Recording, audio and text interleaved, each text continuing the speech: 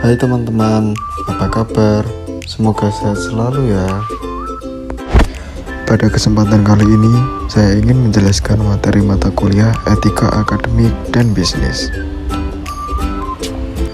Contoh beberapa materi yang akan saya bawakan kali ini yaitu 1. Ada hak dan kewajiban mahasiswa. 2. Perilaku etis dan tidak etis. 3. Etika pergaulan. 4. Etika berpakaian. 5. Etika berkomunikasi dengan dosen dan sesama mahasiswa. 6. Etika dalam berorganisasi. Dan yang terakhir 7. Etika di lingkungan kampus. Oke, sebelumnya kita bahas dulu ya, apa sih itu etika? Pengertian etika tidak akan pernah terlepas dari sejarah kemunculannya, yang dimulai dari periode klasik Islam. Akan tetapi, berdasarkan naskah-naskah kuno yang ditemukan dan diterjemahkan, ternyata karya-karya pemikiran Yunani klasik jauh lebih dulu ditulis. Itu diketahui berdasarkan konteks mata rantai sejarah ketika bangsa Arab menaklukkan sebuah wilayah. Bahasa asli negara tersebut tidak dihilangkan atau dirubah. Perjalanan tersebut sampai pada suatu kesimpulan bahwa etika berasal dari kata ethos Yunani yang berarti adat kebiasaan. Dalam istilah lain, para ahli dalam bidang etika menyebutnya dengan moral. Etika merupakan salah satu teori yang dibicarakan ketika membahas perbuatan baik dan menaklukkan kebenaran. Sedangkan moral itu sendiri adalah bentuk pelaksanaannya dalam kehidupan. Seseorang yang kurang mempunyai etika dalam berinteraksi dengan sesama manusia dapat menjadi salah satu faktor seseorang kurang diterima oleh masyarakat sekitar. Misalnya tidak sopan, tidak menghargai orang lain, kurang tata krama, perkataan sering menyinggung hati orang lain, dan sering berkata kasar. Etika ini merupakan suatu ilmu tentang kesusilaan dan perilaku manusia di dalam pergaulannya dengan sesama yang menyangkut prinsip dan aturan tentang tingkah laku yang benar. Dengan kata lain, etika adalah kewajiban dan tanggung jawab moral setiap orang dalam berperilaku di masyarakat. Dalam Kamus Besar Bahasa Indonesia, etika dapat menjadi gambaran bagi seorang dalam mengambil suatu keputusan atau dalam melakukan sesuatu yang baik atau buruk. Oleh karena itu, makna etika mesti lebih dipahami kembali dan diaplikasikan di dalam lingkungan manapun yang realitanya lebih banyak seseorang yang tidak sadar dan tidak mengetahui makna etika dan peranan etika itu sendiri.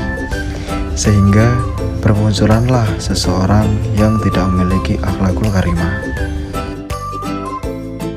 Etika juga mempunyai tujuan, karena etika termasuk cabang ilmu pengetahuan yang mempelajari nilai dan amal. Etika meliputi kebiasaan sopan santun dan moral dalam kehidupan sehari-hari. Mengutip dari buku Etika Bisnis, tujuan dari etika sebagai berikut. 1. Etika adalah sarana untuk berorientasi pada kehidupan manusia, punya kedalaman sikap, bisa melatih kemandirian, dan tanggung jawab untuk kehidupan. Yang kedua, memberitahukan kepada orang lain bagaimana mereka menjadi pribadi yang lebih baik. Yang ketiga, memimpin pengembangan masyarakat menuju kehidupan yang damai, sejahtera, tertib, dan harmonis.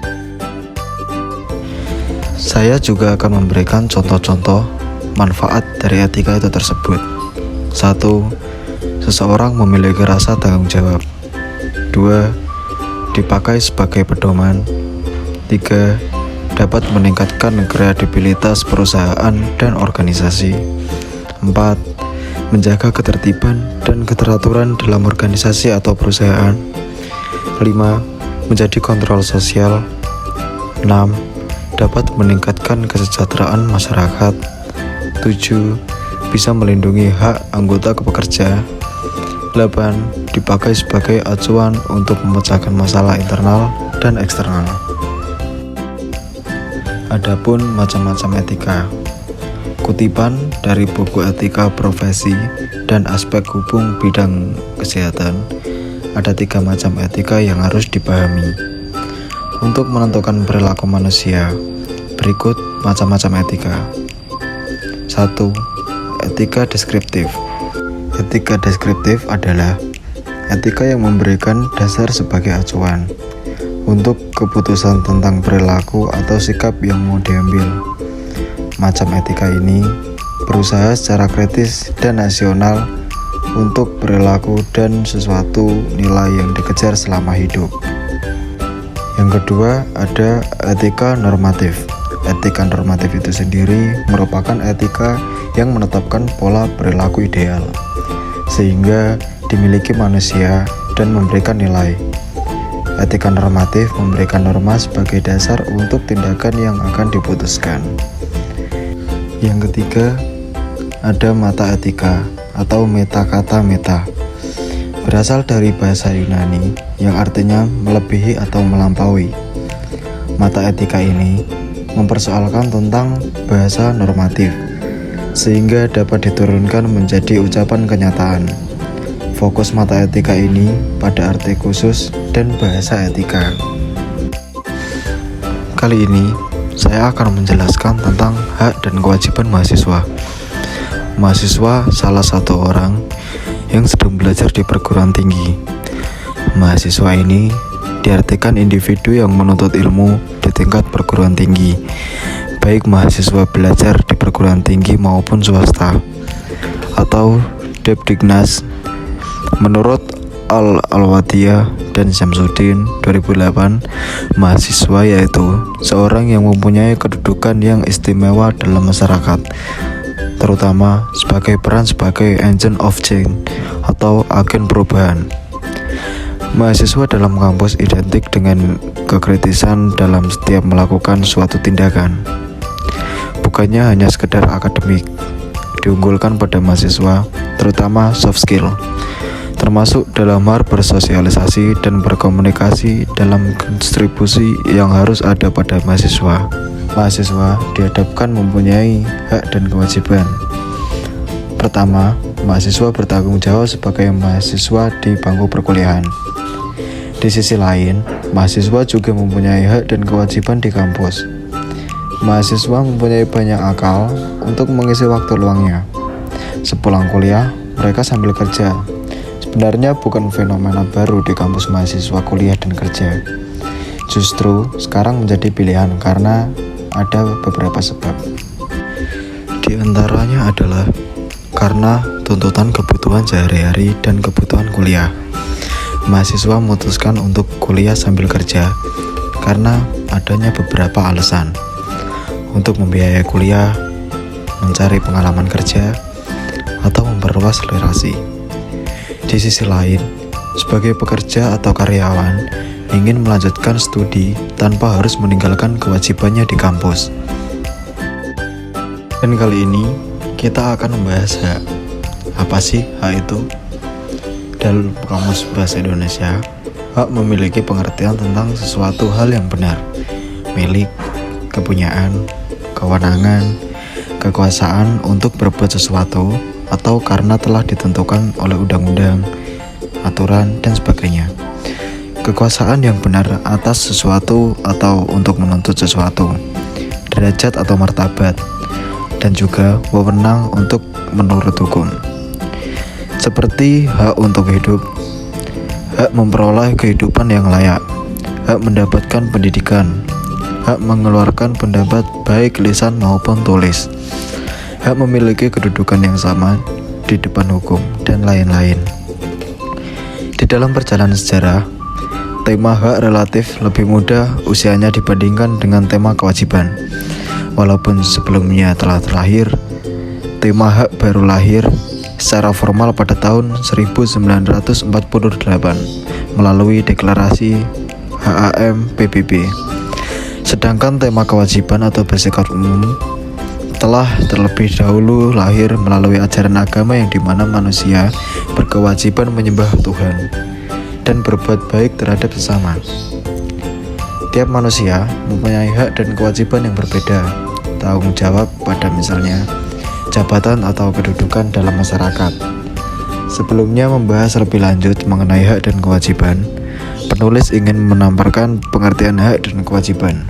K. Bertens dalam bukunya yang berjudul Etika memaparkan bahwa dalam pemikiran Romawi kuno, kata ius, iurus atau Latin, hak hanya menunjukkan hukum dalam arti objektif, yang artinya adalah hak dilihat sebagai keseluruhan undang-undang, aturan-aturan, dan lembaga-lembaga yang mengatur kehidupan masyarakat demi kepentingan umum, atau hukum dalam arti law, bukan right. Pada akhir abad pertengahan, ius dalam arti subjektif bukan benda yang dimiliki seseorang, yaitu kesakuban seseorang untuk sesuka hati, menguasai sesuatu atau melakukan sesuatu, atau right bukan law. Akhirnya, hak pada saat itu merupakan hak yang subjektif, merupakan pantulan dari hukum dalam arti objektif. Hak dan kewajiban mempunyai hubungan yang sangat. Kewajiban dibagi atas dua macam, yaitu kewajiban sempurna yang selalu berkaitan dengan hak orang lain dan kewajiban tidak sempurna yang tidak terkait dengan hak orang lain. Kewajiban sempurna di sini mempunyai dasar keadilan, sedangkan kewajiban tidak sempurna berdasarkan moral.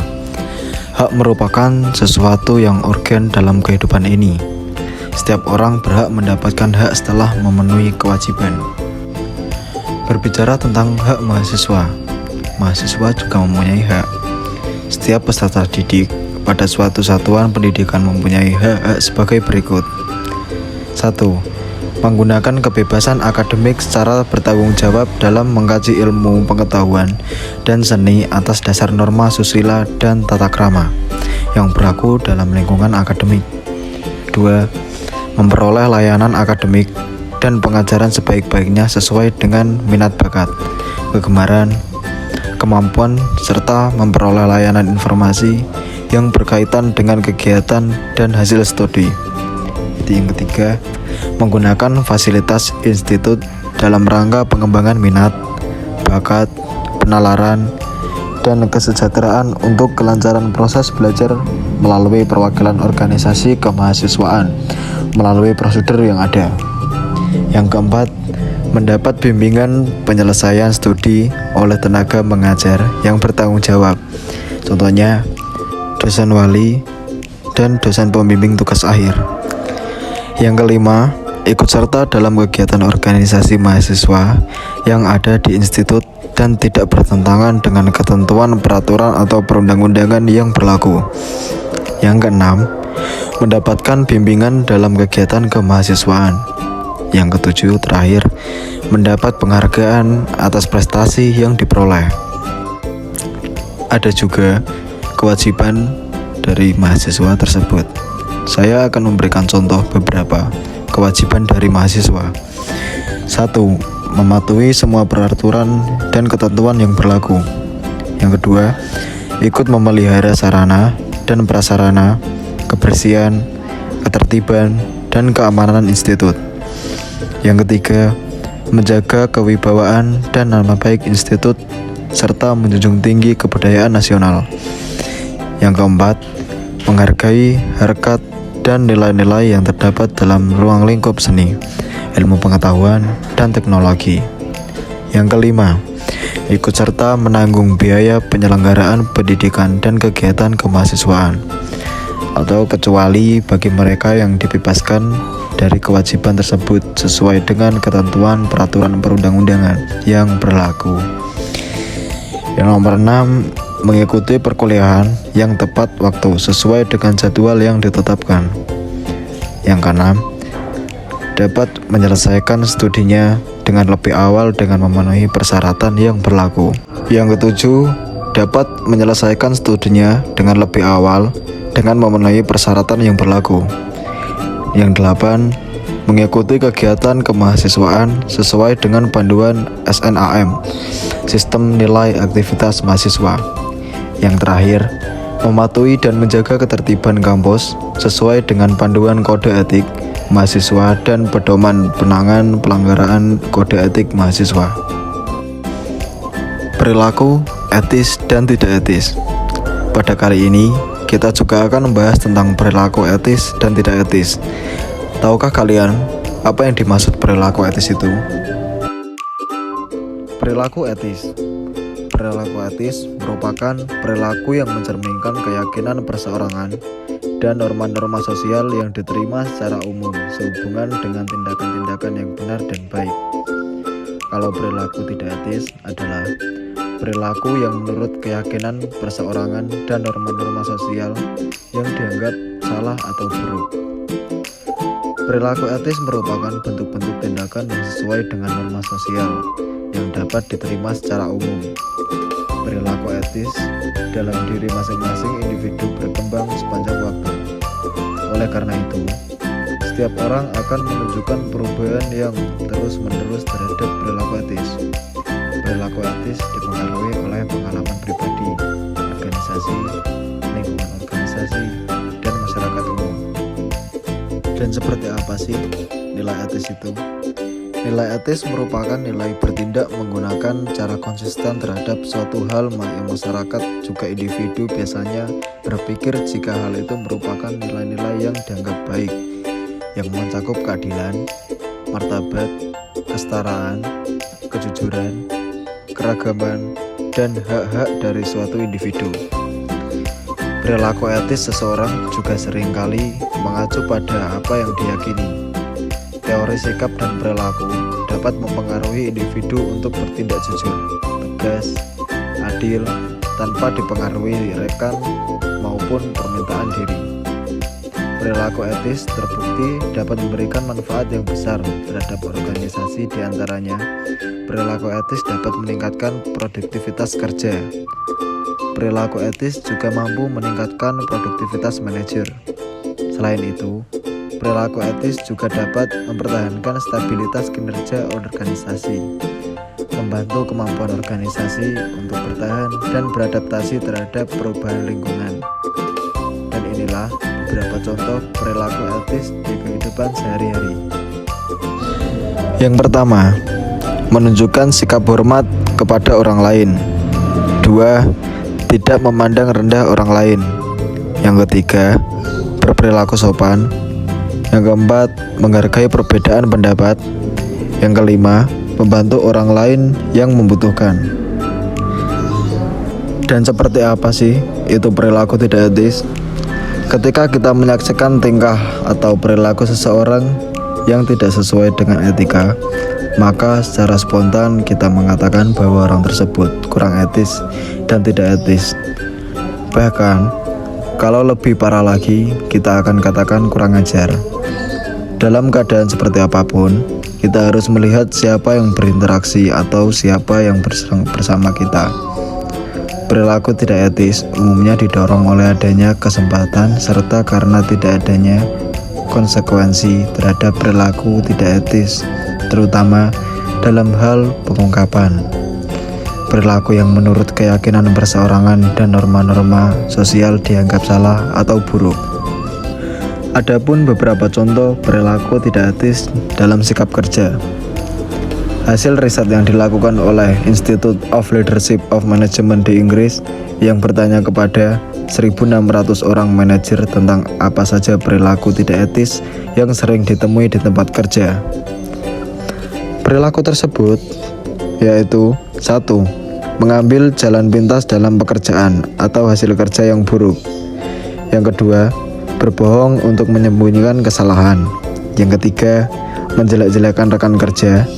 Yang keempat, melempar pekerjaan kepada orang lain ketika tidak bisa dikerjakan. Yang kelima, lalai dalam pekerjaan. Yang keenam, berbohong untuk menyembunyikan kesalahan teman. Yang ketujuh, mengambil pujian terhadap hasil kerja orang lain. Yang kedelapan, pura-pura sakit. Yang kesembilan, berbohong terhadap pengalaman dan kemampuan yang dimiliki. Yang terakhir, ke-10, sering mengambil keputusan tugas yang mudah. Perilaku tidak etis dalam kehidupan bermasyarakat. Perilaku etis sangatlah penting. Hal ini disebabkan karena interaksi antara individu di dalam masyarakat sangat dipengaruhi oleh nilai-nilai etika. Pada dasarnya, dapat dikatakan kesadaran semua anggota masyarakat untuk berperilaku secara etis dapat membangun suatu ikatan dan keharmonisan bermasyarakat. Namun, demikian kita tidak dapat mengharapkan semua orang dapat berperilaku etis. Arens dan Lebouch menyebutkan bahwa terdapat dua faktor utama yang mungkin menyebabkan orang berperilaku tidak etis, yaitu 1. Standar etika orang tersebut berbeda dengan masyarakat pada umumnya. Yang kedua, orang tersebut secara sengaja bertindak tidak etis untuk keuntungan sendiri. Dorongan orang untuk berbuat tidak etis mungkin diperkuat oleh rasionalisasi yang dikumandangkan sendiri oleh yang bersangkutan berdasarkan pengamatan dan pengetahuan. Lalu, menurut Arens dan Lebouch, rasionalisasi tersebut mencakup 3 hal sebagai berikut. Yang satu, semua orang juga melakukan hal atau tidak etis yang sama. Yang kedua, jika sesuatu perbuatan tidak melanggar hukum, berarti perbuatan tersebut tidak melanggar etika.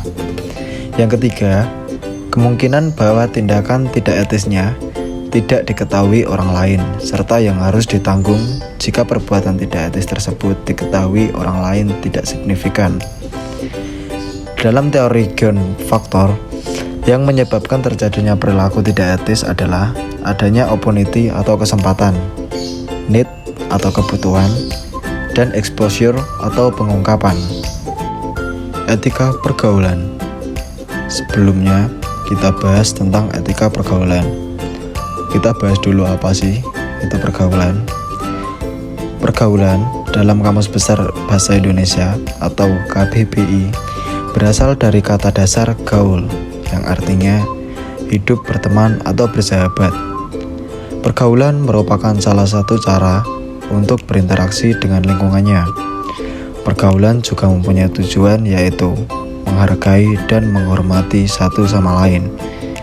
Jika bergaul dengan mereka, sangat memungkinkan bahwa kamu juga akan semakin terbuka pikirannya. Menjalin keakraban dengan seseorang pun dapat terjadi sarana yang bisa membantu dalam menjaga pikiran, agar senantiasa terbuka terhadap sesuatu yang baru. Adapun dampak ketika kita kurang bergaul, kita akan lebih merasa kesepian. Adanya perasaan bahwa diri kamu mampu bantuan orang lain. Melakukan banyak hal sendirian membuatmu merasa tidak membutuhkan orang lain. Menjalin hubungan baru dan mempertahankan hubungan yang telah ada. Mendambakan relasi dan teman. Membangun suatu komunikasi yang menjadi sumber informasi. Ada pula cara bergaul sebagai berikut. Saya akan berikan contoh. 1. Perluas lingkup pergaulan Anda. Dalam kehidupan kita harus bisa memperluas lingkup pergaulan. Yang kedua, senyum. Cara bergaul yang baik dengan teman sebaya adalah dengan selalu bersikap ramah dan murah senyum. Yang ketiga, belajar memulai obrolan. Yang keempat, jangan mudah tersinggung. Yang kelima, tolong teman yang sedang kesusahan. Yang keenam, jujur. Yang ketujuh, punya rasa humor. Yang kedelapan terakhir yaitu tidak egois. Dalam pergaulan juga ada yang disebut pergaulan sehat dan pergaulan tidak sehat. Berikut beberapa contoh pergaulan sehat. Yang satu, berakhlak mulia. Yang kedua, memiliki prasangka baik. Yang ketiga, pemaaf. Yang keempat, jauh dari rasa iri dan dengki. Yang kelima, memiliki sifat malu. Yang keenam, berusaha menepati janji. Yang ketujuh, sopan dalam bertutur kata. Yang kedelapan, selalu senyum dan mengucapkan salam saat bertemu. Berikut contoh pergaulan yang tidak sehat. Yang pertama, merokok. Yang kedua, mengonsumsi minuman beralkohol. Yang ketiga, tawuran. Yang keempat, mengonsumsi obat-obat terlarang. Yang terakhir yaitu hingga bisa melakukan seks bebas. Apa sih itu etika pergaulan?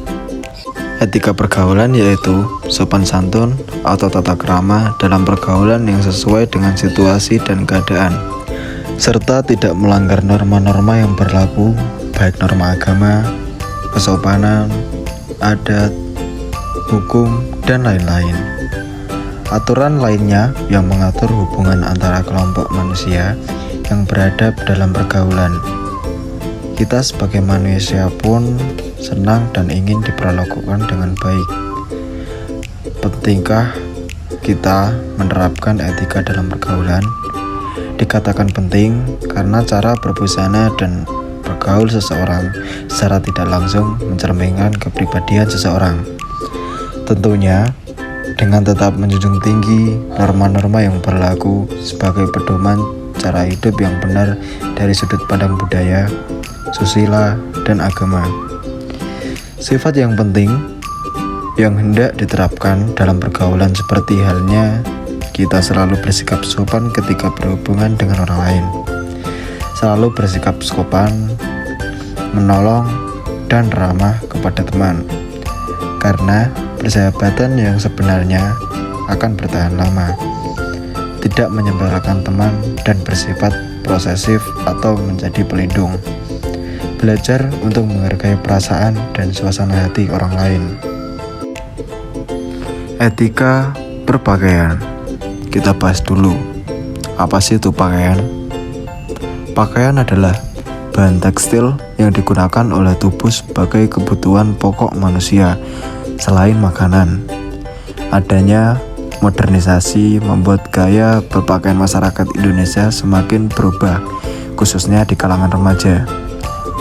Gaya hidup masyarakat terutama pada remaja terus berkembang seiring dengan perkembangan zaman yang banyak dipengaruhi oleh globalisasi dan modernisasi. Beberapa dengan zaman dulu yang menggunakan pakaian bermodel simpel seperti kebaya, jarik, dan batik yang merupakan budaya Indonesia itu sendiri. Sedangkan sekarang masyarakat atau remaja lebih memilih model pakaian seperti orang barat, berpakaian yang ketat, mini, dan transparan dengan dalih mengikuti tren yang modern. Berpakaian pun ada di dalam undang-undang berpakaian di Indonesia. Negara Republik Indonesia adalah negara hukum yang berdasarkan Pancasila dan Undang-Undang Dasar Negara Republik Indonesia tahun 1945 dengan menjunjung tinggi nilai-nilai moral, etika, akhlak mulia, dan kepribadian luhur bangsa.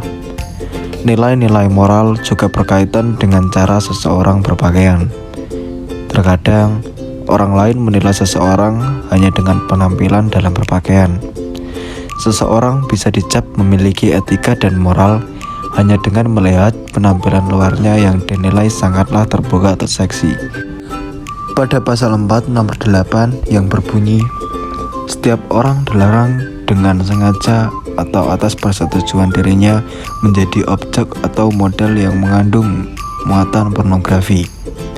Kebanyakan masyarakat dan remaja zaman sekarang terutama perempuan memilih untuk mempertontonkan tubuh mereka dengan berpakaian yang ketat, terlihat transparan, bahkan yang memperlihatkan auratnya sendiri. Dalam hal tersebut, mereka merasa bahwa merekalah yang paling keren atau yang seksi di antara yang lain. Di era modern ini, masyarakat seolah-olah berlomba-lomba untuk menentukan siapakah yang paling bagus dan keren dalam berpakaian yang mengikuti budaya barat dalam berpakaian.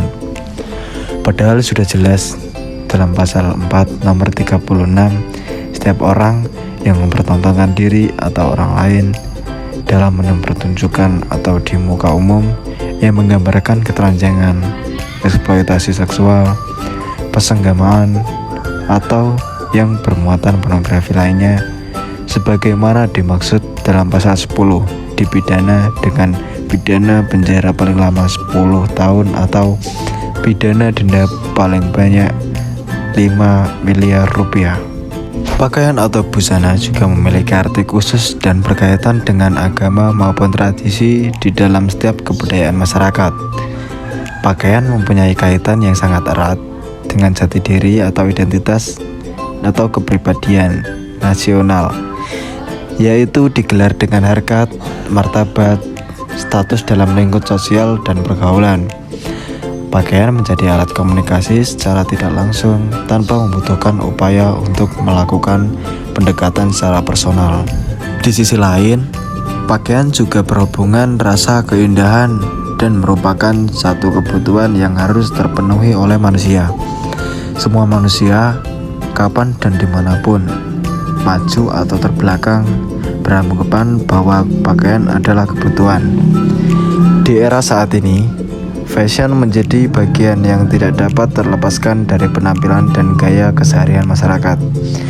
Fashion juga sangat mempengaruhi manusia, terutama bagi para wanita dalam cara berpakaian. Karena cara berpakaian mereka sangat terpengaruh oleh cara berpakaian orang-orang barat. Menurut Rini Intan 2015, busana adalah bagian yang tidak dapat dipisahkan dari penampilan seorang individu karena bermultifungsi sehingga memberikan efek langsung pada penampilan seorang individu, baik secara fisik maupun non-fisik. Penampilan yang baik akan memperkuat rasa percaya diri. Lalu, menurut Sumarlin dan kawan-kawan dalam Hawa 2013, etika berbusana dapat diartikan sebagai suatu bidang pengetahuan yang membicarakan bagaimana berbusana yang tepat sesuai dengan bentuk tubuh. Berbusana yang indah dan seksi yang menetapkan nilai-nilai estetika berarti harus memiliki model, warna, corak, dan tekstur yang sesuai dengan pemakai. Seiring berkembangnya arus globalisasi, saat ini membuat masyarakat Indonesia kehilangan kebudayaan mereka sendiri, terutama di kalangan remaja. Karena banyak remaja yang menganggap budaya memiliki bangsa sendiri adalah budaya yang kuno dan tidak sesuai dengan zaman sekarang. Salah satunya dalam bidang berpakaian. Hal ini disebabkan karena semakin pesatnya modernisasi di Indonesia, memudahkan pengaruh perubahan pola sosial pemikiran masyarakat Indonesia yang awalnya menjadi modern. Peristiwa ini sebenarnya memberikan dampak positif dan negatif dalam perkembangan di era milenial ini. Globalisasi menimbulkan dampak yang terjadi pada masyarakat. Dampak itu terbagi menjadi dampak positif dan negatif. Dampak positifnya antara lain perubahan tata nilai dan sikap, perkembangannya ilmu pengetahuan dan teknologi, dan tingkat kehidupan yang semakin membaik. Sedangkan dampak negatifnya adalah pola hidup konsumtif, sikap individualistik, gaya hidup keberat-beratan, dan kesengajaan sosial. Inilah hal-hal yang perlu diketahui dalam etika berbusana. Yang kesatu, usia sangatlah penting untuk menentukan desain pakaian, motif bahan, jenis, dan warna yang akan dipakai. Yang kedua, warna kulit untuk menentukan warna yang dipakai. Contoh, orang yang kulitnya putih jangan memakai warna yang pucat, karena kulit harus bersih dan licin, tidak lesu, dan nampak selalu terawat dengan teratur. Yang ketiga, memperhatikan cuaca warna yang akan dipakai dengan perlengkapan busana yang sesuai dengan cuaca. Misal musim panas, bahan yang tipis dari katun atau linen, dan warna yang cerah untuk penampilan yang ceria dengan aksesoris yang berwarna-warni, dan tata rias rambut yang praktis agar tidak kepanasan. Yang keempat, bentuk tubuh syarat utama untuk cantik lahirilah. Potongan tubuh yang disesuaikan dengan desain, motif, jenis bahan, dan warna yang akan dipakai. Yang kelima, memperhatikan kesempatan resmi, dinas, kesempatan tak resmi, rekreasi, dan bepergian. Perlengkapan busana fungsinya sebagai perlengkapan busana dari segi estetika.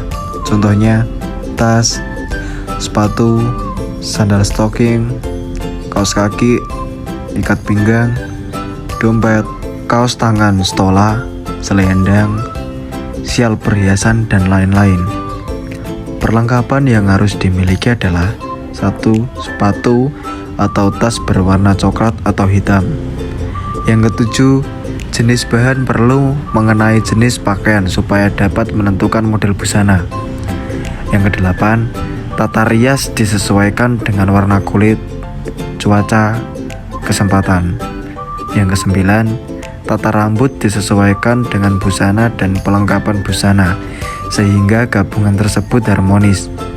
Ini memancarkan kepribadian anggun dan menarik.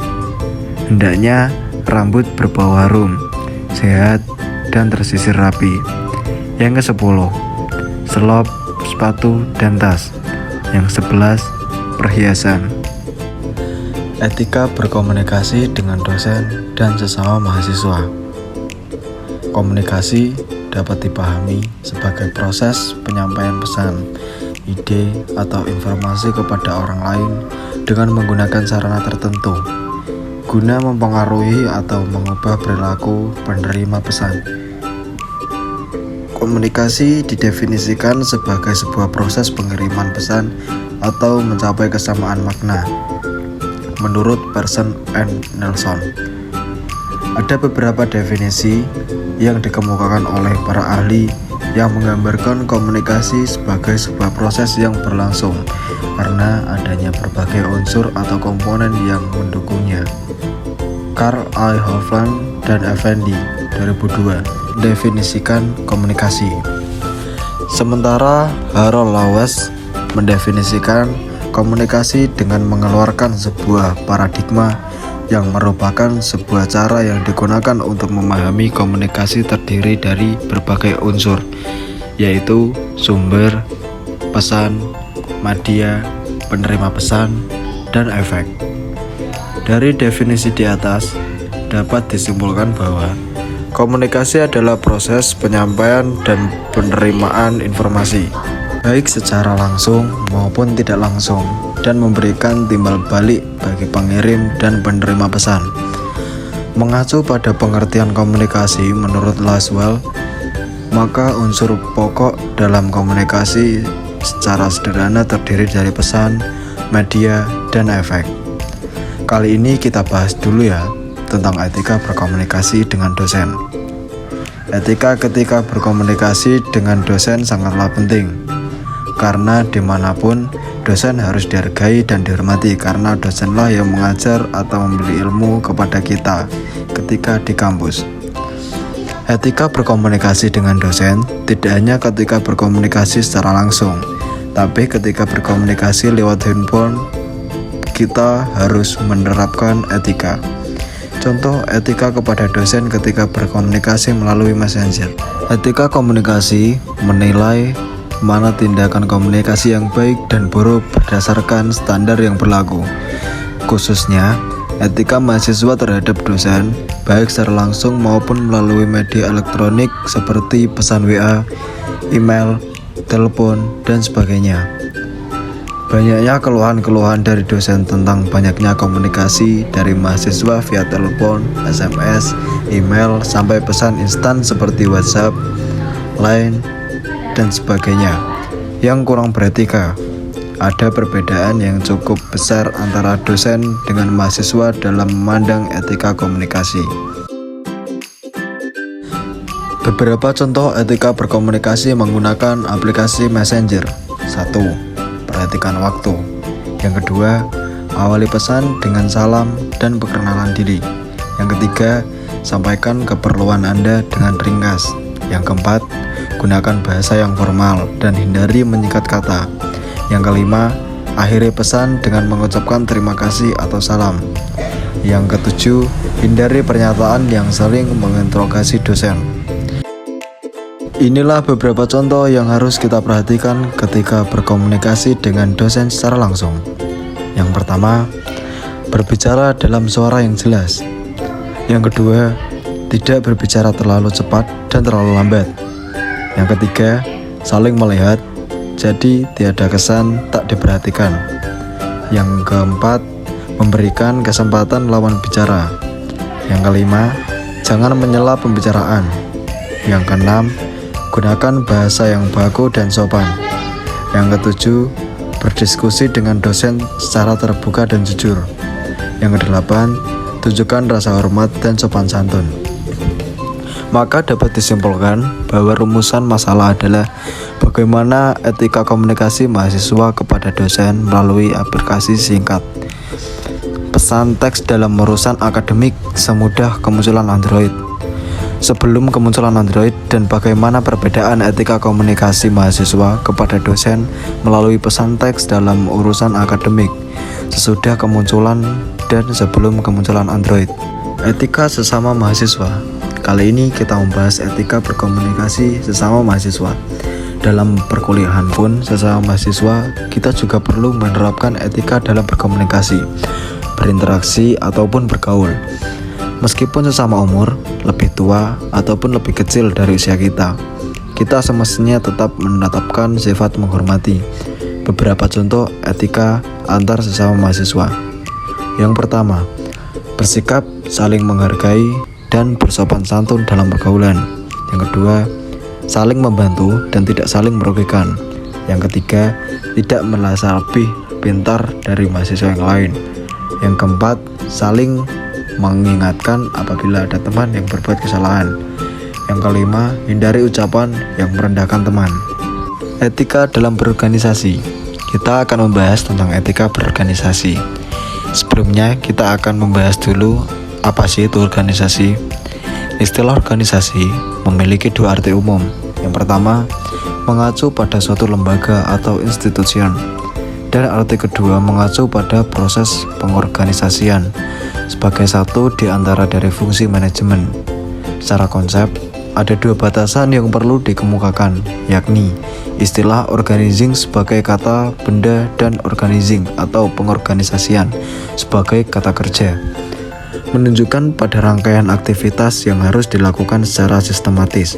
Menurut Profesor Dr. Sondang B., sebagian organisasi adalah suatu bentuk persekutuan antara dua orang atau lebih yang bekerja sama serta secara formal terkait dalam rangka pencapaian tujuan yang telah ditentukan. Dalam ikatan itu terdapat seorang atau kelompok atau orang yang disebut bawahan. Masa kuliah merupakan kesempatan terbaik untuk mengembangkan berbagai skill dan pengalaman. Bagi mahasiswa, kesempatan mengembangkan skill tidak hanya didapat dari mata kuliah saja, melainkan juga dosen berorganisasi. Setiap kampus pasti memiliki organisasi seperti BEM, UKM, Himpunan Mahasiswa atau HMPS, dan lain sebagainya. Tentunya, semua organisasi tersebut memiliki tujuan yang berbeda-beda yang dapat dijadikan sebagai sarana untuk mencari dan mengembangkan skill, wawasan, dan pengalaman bagi mahasiswa.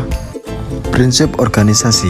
Prinsip organisasi merupakan dasar dalam membentuk organisasi agar dapat berjalan secara baik. Menurut Manulang, dalam buku pengantar manajemen yang ditulis oleh Firmansyah dan Mahardika 2018, ada 7 prinsip dasar organisasi yang perlu diperhatikan. Adapun ketujuh prinsip organisasi tersebut adalah sebagai berikut. Yang pertama, berumusan dengan jelas. Suatu organisasi harus memiliki tujuan yang jelas. Tujuan tersebut meliputi hal-hal yang ingin dicapai atau dipelihara, baik berupa materi maupun non-materi, dengan melakukan satu atau lebih kegiatan.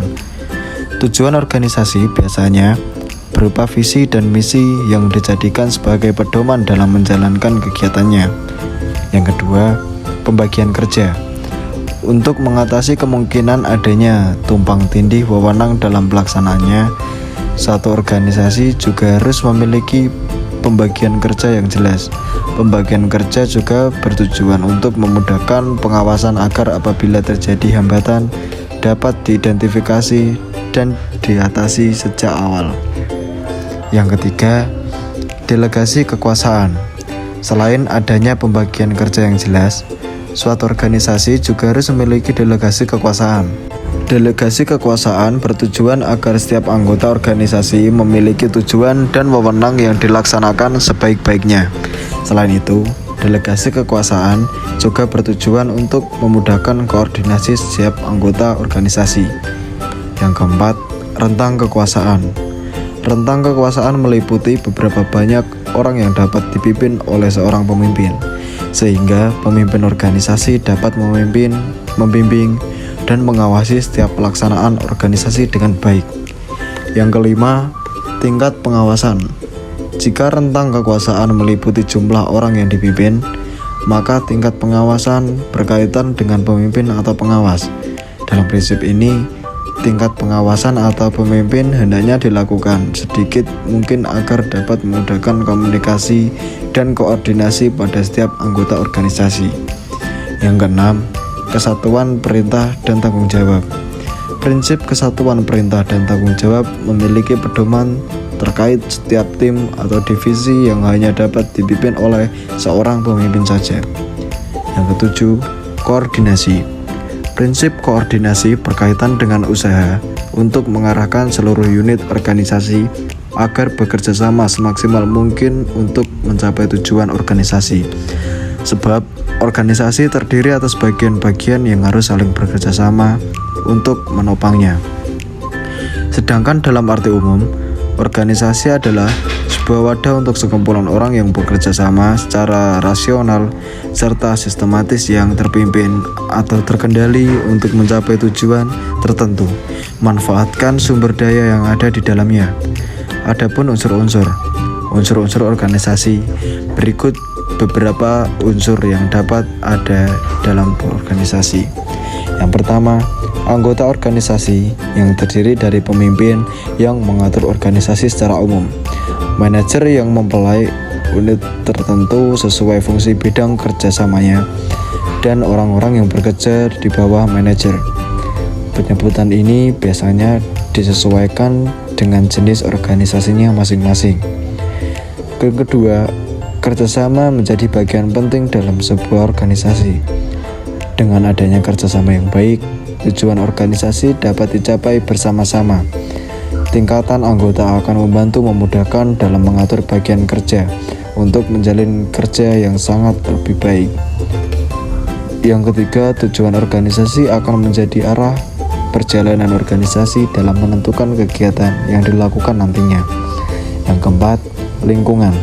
Seperti kondisi sosial, budaya, ekonomi, dan teknologi menjadi pendukung dalam mencapai tujuan dari organisasi yang telah ditentukan. Yang keenam, peralatan adalah sarana, seperti materi, budget, dan barang modal lainnya yang dapat menjadi tempat bekerja atau berkumpulnya organisasi. Yang terakhir, komunikasi akan sangat mempengaruhi bagaimana setiap anggota organisasi dapat bekerja sama dengan baik.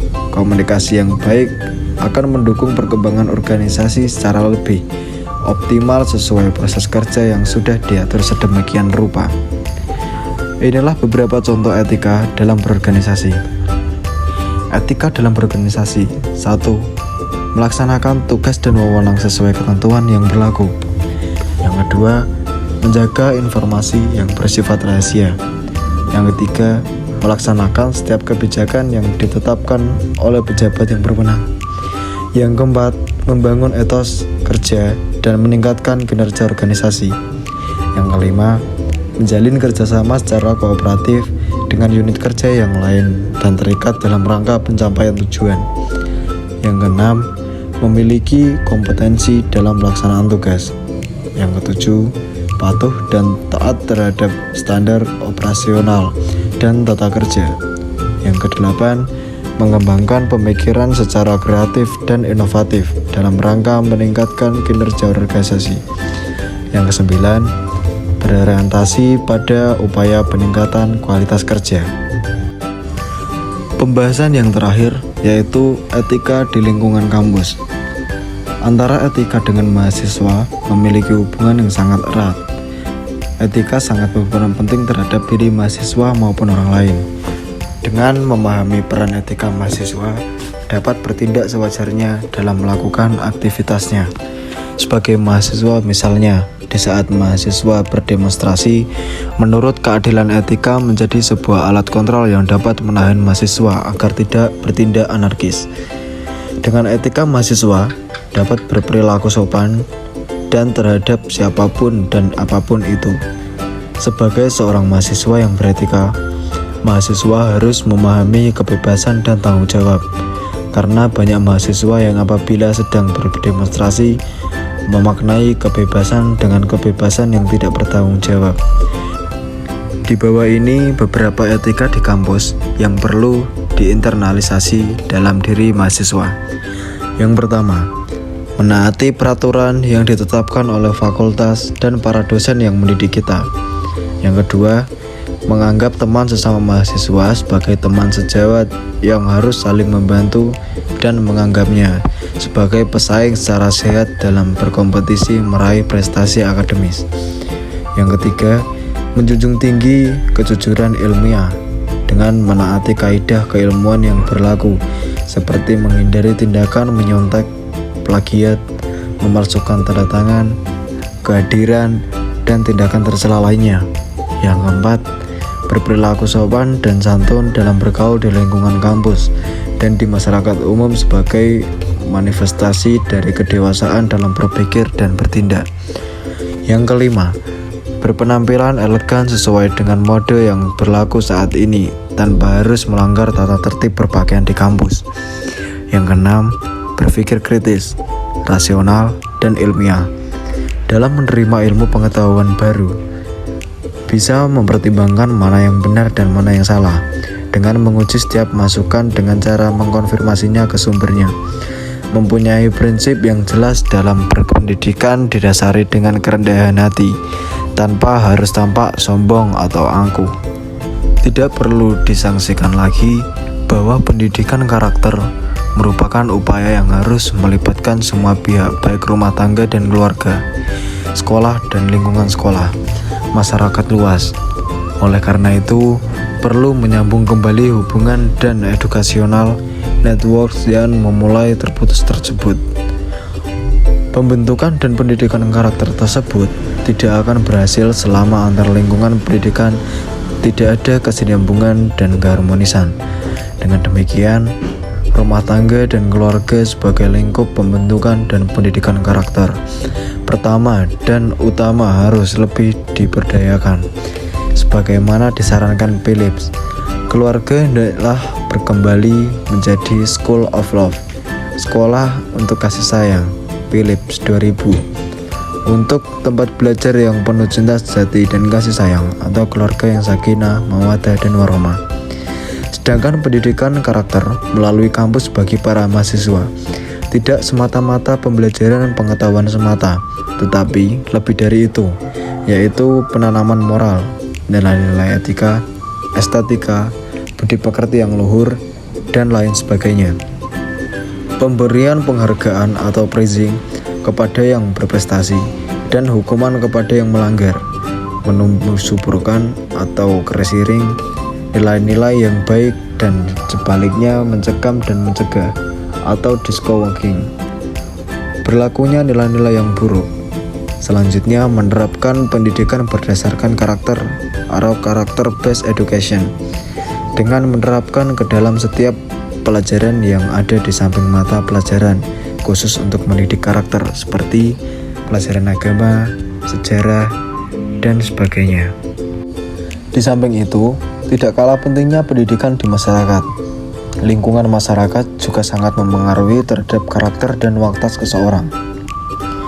Lingkungan masyarakat luas sangat mempengaruhi terhadap keberhasilan penanaman nilai-nilai etika, estetika untuk pembentukan karakter. Menurut Qurain Siap 1996, situasi kemasyarakatan dengan sistem nilai yang dianutnya mempengaruhi sikap dan cara pandang masyarakat secara keseluruhan. Jika sistem nilai dan pandangan mereka terbatas pada kini dan di sini, maka upaya dan ambisinya terbatas pada hal yang sama. Apabila kita cermati bersama bahwa desain pendidikan yang mengacu pada pembebasan, penyadaran, dan kreativitas sesungguhnya sejak masa kemerdekaan sudah digagas oleh para pendidik kita, seperti Ki Hajar Dewantara, Kiai Haji Ahmad Dahlan. Ki Hajar Dewantara misalnya mengajarkan praktek pendidikan yang mengusung kompetensi atau kodrat alam anak didik, bukan dengan perintah paksaan, tetapi dengan tuntutan, bukan tontonan. Sangat jelas cara mendidik seperti ini dikenal dengan pendekatan atau among. yang lebih menyentuh langsung pada tataran etika, perilaku yang tidak terlepas dengan karakter atau watak seseorang. Berikut beberapa sumber yang saya gunakan untuk Sebelumnya, perkenalkan, nama saya Noval Septanaditya, NIM 2867, kelas MC Manajemen. Dan sekian video yang dapat saya sampaikan. Mohon maaf bila ada salah kata maupun tulisan. Terima kasih. Wassalamualaikum warahmatullahi wabarakatuh.